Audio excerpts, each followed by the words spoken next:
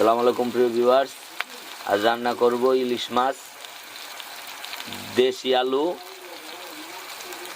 Tomato, সিম দিয়ে ঝোল, ইলিশ মাছের ঝোল। ধন্যবাদ, সবাই পাশে থাকবেন।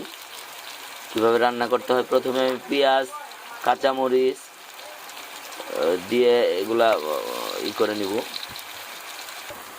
আমাকে পেঁয়াজটা হালকা করে ভেজে নিতে হবে তেল দিয়ে, তারপর আমাকে পানি দিতে হবে, মাছ দিয়ে কষাতে হবে। পানি দিয়ে আমাকে কষাইতে হবে, ইলিশ মাছ দিয়ে কষাতে হবে। আমাকে ইলিশ মাছটা কষায় নিতে হবে, তারপর ইলিশ মাছ উঠায়ে তরকারি দিয়ে দিতে হবে। মাছটাকে উঠায় তারপরে আমাকে তরকারি দিয়ে দিতে হবে। ইলিশ মাছ তরকারি কষানো হয়ে গেলে আমাকে পানি দিয়ে মাছ দিয়ে ঢেকে দিতে হবে।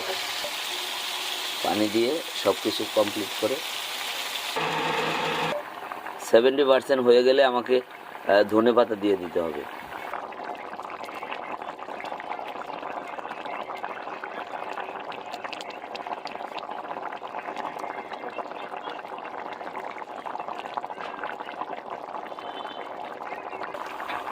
আমাকে তরকারি দিয়ে সব কিছু দিয়ে ধনেপাতা দিয়ে হালকা মাছ দিয়ে ঢেকে দিতে হবে। ঝটপট রেডি হয়ে গেছে। ধন্যবাদ, সবাই পাশে থাকবেন, রান্নার ভিডিও দেখবেন। রান্না প্রতিটি মানুষের জন্যই রান্না শেখা জরুরি। আপনি যেখানেই থাকেন না কেন, আপনার অনেক সময় হোটেল থাকে নাই থাকে না, আপনি রান্না করে খেতে পারবেন। ধন্যবাদ সবাইকে, পাশে থাকবেন। আসসালামু আলাইকুম।